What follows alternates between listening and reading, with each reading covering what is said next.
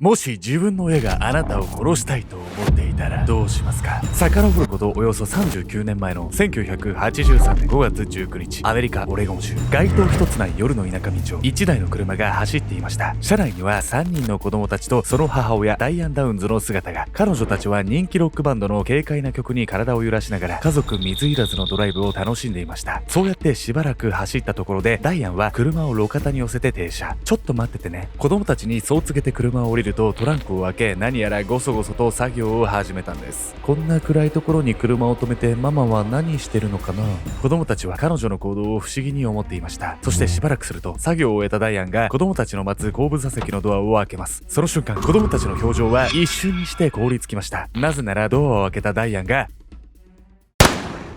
銃で撃ってきたから。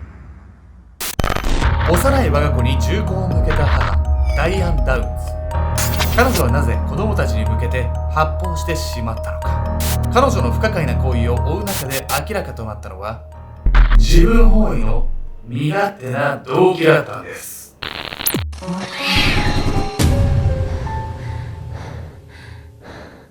おさす、先日軽井沢でめっちゃ綺麗に運転できたよ。ケンちゃんです。アメリカ横断したいやみやみこです。俺の滑らかなブレーキとかね、何回かギュンってなってたけど、本日皆様にご紹介するのはアメリカで起こった母親が幼い子供たちを射殺しようとする恐ろしい事件なんで。なんで母親が子供を殺そうとするわけよ。どういうことってなりますね。そしてこの事件ですね、動機がめちゃくちゃ身勝手なものだったんです。というわけで早速この事件の一連の流れから見ていきたいと思います。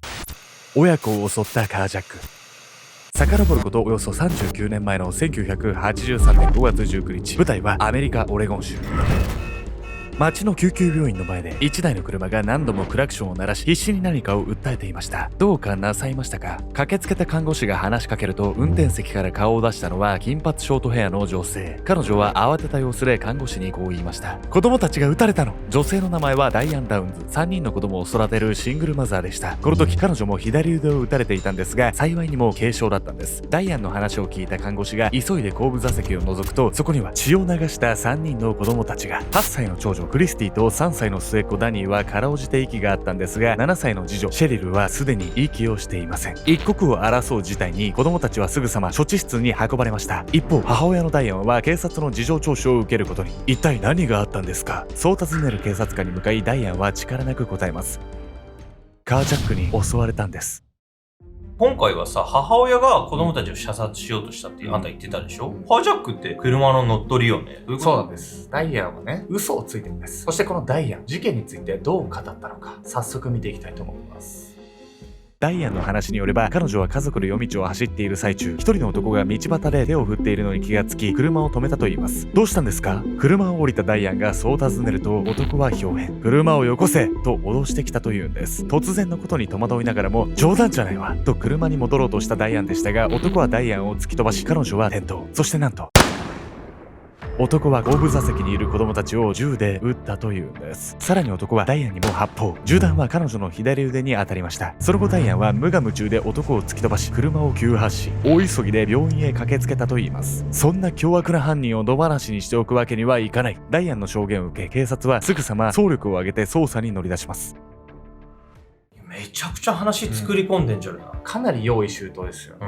アメリカではたびたび銃による事件が起こってるんです。そんな中でですよ、なんでアメリカでは銃が持てるのか、ヤミコさん知ってますか？でも身を守るためとかっていうぐらいしかわからないけど、いい線いってるんですけど、日本ではね、なかなか考えられないこの銃の権利について。というわけでね、メトラキーワード、アメリカの銃社会について。アメリカで一般市民が銃の所持を許されていることには、建国当初から守り続けられている民主主義の信念が関係しています。アメリカはかつてイギリスの植民地であり、アメリカ独立戦争を経て自由を手にしました。その際、市民一人一人が理不尽な政治から自分を守り、自由を求めて政府と戦うことができるという意味を込めて、一般市民が銃を持つ権利が認められるようになったんです。しかし、銃社会は犯罪を助長する恐ろしい側面を持ち、アメリカでは銃殺事件が年間2万件以上も起こっています。こうした事情を受け、2022年6月、アメリカでもついに本格的な銃規制法案が成立。銃購入の際の身元確認や犯罪防止のための精神医療、学校警備の強化が急がれている状況なんです。アメリカの銃社会が生まれた背景にこんな事情があるとか知らなかったわ、私。今本当に必要かって言われたらさ、社会も変わってきてるわけだし、見直しが必要だとは思うけどね。長らくね続いてきた風潮なんで変えるのはね難しいのかもしれないんですけど、今後のね、動きに期待したいですよね。ただね、そんな銃によって大切な子供を傷つけられたと訴えるダイアンなんですが、警察はそんなね彼女の数々の証言について違和感を覚え始めるんです。不審な言動。ダイアンから事の顛末を聞いた警察官は捜査のため彼女に現場への立ち会いを依頼しました。子供たちの容体は依然として一刻を争う中、病院を離れろというのは酷なのでは。警察官もそう懸念していたんですが、ダイアンは現場への立ち会いをあっさりと承諾しました。早速現場へ向かうべく警察官は彼女をパトカーへ案内します。するとここでダイアンに不可解な言動が見られたんです。パトカーのそばにはダイアンの車が止められていました。そして彼女はパトカーに乗り込む前に自分の車を見回すようにしてこう言ったんです。私の車大丈夫？撃たれた時の穴とか開いてないわよね。早速怪しい言動が出てきたわね。普通はね、自分の子供が重体だっていうのに、車の傷とかどうでもいいじゃないですか。そうよ。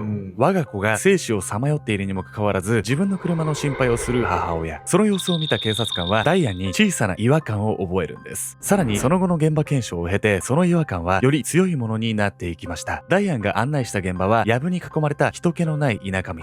辺りを照らす街灯は一つもありません。こんな場所で知らない男のために車を止めるのか。子連れの母親にしては軽率に思えるその行動に、警察官はダイアンへの疑念を募らせていきます。その後現場の立ち会いを終えたダイアンは病院へ戻ることに。そしてここでもまた彼女は妙な態度を見せるんです。医師から次女シェリルが息を引き取ったと告げられたダイアン。すると彼女はすかさずこう聞き返しました。クリスティは？ダニーはどうなったの？母親にとって残酷すぎる現実を突きつけられても、ダイアンは涙一つ見せようとせず、矢継ぎ早に残る2人の安否を確認しようとしたんです。せめて2人だけでもっていう感じでもなさそうよ。そうなんです。この後の彼女の言動にはね、思わず医師も顔をしかめてしまうほどだったんです。生き残った2人の子供たちの容体を必死に尋ねるダイアンに、医師は落ち着いた口調で答えます。クリスティちゃんはまだ危険な状態ではありますが、最善を尽くしています。末っ子のダニー君については安心してください。助かります。ダイアンはその言葉を聞くや否や後悔しました。つまり心臓からそれたんですね。子供たちの命に希望が見えたというのに、どこか他人事のような質問ばかりを繰り返すダイアン。その場に居合わせた警察官の疑念は限りなく確信に近いものになりつつありました。これは彼女を詳しく調べる必要がありそうだ。警察じゃなくてもピンとくるような感じの母親の言動よね。怪しいですよね。怪しすぎるわよ。何かの結果を急いでるようなそんな感じがあるんで、警察官はねこの後彼女のことを徹底的に調べるんです。警察がダイアンのことを詳しく調べると、一家はつい最近オレゴン州に引っ越してきたばかりであることが分かりました。ダイアンは以前同級生の男性と結婚していましたが、3人の子供を引き取って離婚。その後郵便局で働きながら女手一つで子供たちを育てていました。そして彼女の転勤に伴い、一家がアリゾナ州からオレゴン州に移り住んだその1ヶ月後に事件が起こったんです。さらに警察がダイアンの自宅を家宅捜索すると、そこには異様な光景が広がっていました。本当にこんなところで子供たちと一緒に暮らしていたのか。椅子とテレビがポツンと置かれているだけのリビング。そこにはテーブルもなければ調理器具すらもありません。冷蔵庫の中身もほとんど空で、家の中は少しも生活感を感じられない状態だったんです。ひょっとしてこれネグレクト状態だったのかしらね。子供たちを殺そうとしたのは何か関係がありそうじゃない？その因果関係は別としても、子供たちをね到底大事に育てようっていう環境ではなかったことは明らかですよ。さらに捜査を続けると、ダイアンの事件当日の証言にも矛盾が出てくるんです。引き続き捜査が行われていたある日、警察は新たに重要な証言を手に入れます。実は事件が起こった日の夜、数分ダイアンの車の後ろについて走ったという男性が現れたんです。不自然にノロノロ走っていたのでよく覚えていますよ。道に迷っているのかと思っていたんですがね。実はこれは子供たちが撃たれた後、ダイアンが病院にたどり着く直前の話。カージャックに襲われ一目散に病院へ向かったというダイアンの証言とは大きく矛盾していました。彼女は子供たちを確実に殺すため、わざとゆっくり走っていたというのでしょうか。やはりダイアンが子供たちを。警察官としてもはやダイアンが真犯人であることは疑いようもありませんでした。とはいえこの証言だけで犯人だと決めつけることはできません。他にもいくつか状況証拠が上がったものの、彼女を有罪に追い込めるほどのものはなく、そのまま数ヶ月の月日が流れていきました。歯がゆいわね。ほんと誰がどう見ても怪しいのに。ただね、ダイアンの犯行はこの後ね明るみになるんです。というのは、なんとその日ね現場には目撃者が存在していたんです。ある人物からの告白。事件当時、現場に居合わせた目撃者、それは何を隠そう、ダイアンが手にかけようとした子供たちでした。そう、事件から数ヶ月後、8歳の長女クリスティの容体が回復し、彼女は証言ができるようになっていたんです。こうして1984年6月、クリスティを証人にした裁判が開かれることになりました。気分はどう？大丈夫？幼くして証言台に立ったクリスティを気遣う検事。つい最近まで渋滞で動けなかった彼女に事件のことを思い出させるのはあまりに酷なことだとその場の誰もが感じていました。しかし真相を究明するにはクリスティの証言が不可欠。検事は心を鬼にしてクリスティへの質問を始めます。君が撃たれた日、学校に行ってどこに帰ったの？おじいちゃんとおばあちゃんのうち、ダイアンの家に全く生活感がなかったのは彼女が普段は子供たちを実家に預けていたからなんです。そして事件があった日の夜はダイアンが子供たちを遊びに連れて行くと言い車で迎えに来ていたというんです。おじいさんとおばあさんが世話してたんならさ、子育てのストレスがたたってみたいなこともなさそうだけどね。どうしてかしら。動機はね、後に明らかになるんです。検事はクリスティに向けさらに確信をつく質問を行います。夜道で車が止まった時の話を詳しく聞かせてくれるかな？クリスティは声を震わせながら事件の日に自身に起こったことを語り始めました。1983年5月19日、夜も深まる中、街灯一つない田舎道で1台の車が停車した。車のドアを開け、車内からダイアンが姿を現す。車内では3人の子供たちが久しぶりに母親と出かけられる嬉しさをあらわにし、軽快な音楽に体を揺らしていた。3人ともちょっと待っててくれる？ダイアンは子供たちにそう告げると、車の後ろへ回り、何やら作業を始める。ママ、どうしたのかな？人一人見当たらない道に車を止めた母親の行動を長女のクリスティは不思議に思った。そして次の瞬間、後部座席のドアが開いたかと思うと、そこに立っていたのはいつもの優しい母親ではなかった。ママ？そう漏らしたクリスティの視線の先にいたのは銃を構えるダイアン。彼女はいつになく冷酷な表情をしていた。クリスティが異様な空気を察したその直後、次女のシェリル、末っ子のダニーを凶弾が襲った。なんで？力なくうなだれる兄弟を前にクリスティは何が起こっているのか理解が追いつかない。何かの間違いだと言い聞かせながら母ダイアンに視線を戻すクリスティ。しかしダイアンが構えた銃口は最後に残った彼女にも向けられていた。一部始終を語り終えたクリスティは大粒の涙を浮かべていました。法廷に居合わせた誰もが締め付けられるような思いで彼女を見守っています。検事はそんなクリスティに最後の質問をしました。ママのことを今でも愛している？クリスティははっきりとこう答えます。はい。法廷内の多くの人々は少女のその答えに静かに涙を流しました。あんなひどいことされても愛してるだなって。子供たちにとっては世界でね、たった一人の母親ですからね。さてね、こうしてダイアンが犯人であることははっきり分かったんですけど、気になってくるのはその動機ですよね。実は彼女が子供たちを殺そうと考えたその理由は聞けば呆れるようなことだったんです。稚拙な動機。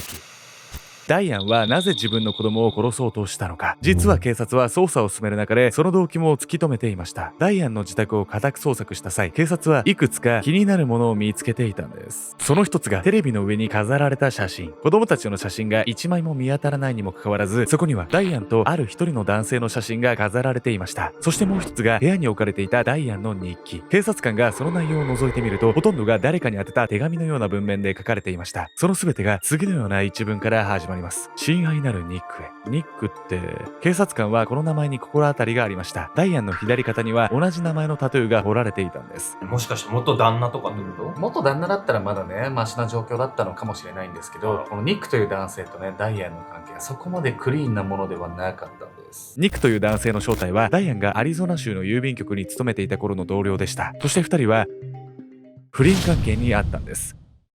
ニックは妻がいながらもダイアンとも関係を持っていました。当初はそんな甘い秘密の関係を楽しんでいた二人。しかしその時間は長くは続きませんでした。ニック、いつになったら奥さんと別れてくれるのよ。ヒステリックに怒鳴り散らすダイアン。彼女は関係を続けていくうちに不倫相手という立場に不満を覚えるようになっていました。そして妻との離婚をなかなか切り出さないニックを責め立てるようになったんです。ダイアンは一度怒り出すと手がつけられず、ニックが自宅に逃げ帰っても一晩中外に居座ってドアを叩き続けたり、彼の奥さんに自分たちの関係を赤裸々に話したりと度を超えた言動を繰り返すようになっていたというんです。結局ニックは夫婦でテキサスの実家へ帰り、ダイアンと距離を取ろうとしました。するとダイアンはニックのこの行動にショックを受け、彼と過ごしたアリゾナ州から逃げるかのように他の州の郵便局への転属願いを出すんです。子供をほったらかして何やってんの？オレゴン州に引っ越したってのがこれが理由だったわけね。これがどう事件と関わってくるの？実はね、ダイアンはニックのことをまだ諦めてなかったんです。ニックとね、結ばれるために彼女は最終手段に出てしまうんです。ニックがダイアンと距離を取ったことで泥沼の不倫トラブルも終わりを迎えたかのように思われました。しかし実はダイアンには別の狙いがあったんです。彼女は密かにこう思っていました。ニックはきっと私を追いかけてきてくれる。ダイアンは以前ニックがこう話をしていたことを思い出していました。僕はあんまり子供が欲しいとは思わないんだ。そして彼のこの言葉を思い出したダイアンは次のように考えたんです。あの子たちさえいなければ。そう、ダイアンは不倫相手の気を引くためだけに子供たち3人を射殺しようとしたんです。その動機はあまりに身勝手で幼稚なものでした。結局有罪判決を下されたダイアンは終身刑に。その後子供たちは事件を担当した検事に引き取られることになりました。子供たちの明るい未来よりも自身の人生を優先しようとしたダイアン。親には子供の命を守る責任はあっても命を奪う権利などあるはずがありません。子供のためなら自分の人生をかけられる。それが本来の親のあるべき姿ではないかと僕は強く思います。おざす皆さんね、いつもアルゴメトリーご視聴くださってね、ありがとうございます。アルゴメトリーとね、ミッドナイトムーンね、我々ね、こう、コツコツ日々ね、ヒーヒー言いながらもこう、楽しんでね、やってるんですけど、ちょっとね、今後新しいチャンネルだったりとかを増やしていく中で、ちょっとさすがに僕らだけだとね、限界があるなというところで、VTuber だったり、ちょっと新しい挑戦をね、していこうかなっていう中で、もし皆さんの中に少しでもご興味があればですね、ちょっとぜひね、正社員としてね、ご応募いただければなと思っていてですね、固定コメントだったり、概要欄にね、詳細を書いているので、ちょっとでもね、興味あれば、もし僕らとね、同じ志のもと、一緒にね、未来をね、こう描ける方がいれば、ぜひ応募してください。心からお待ちしております。何よりいつもご視聴いただき、ありがとうございます。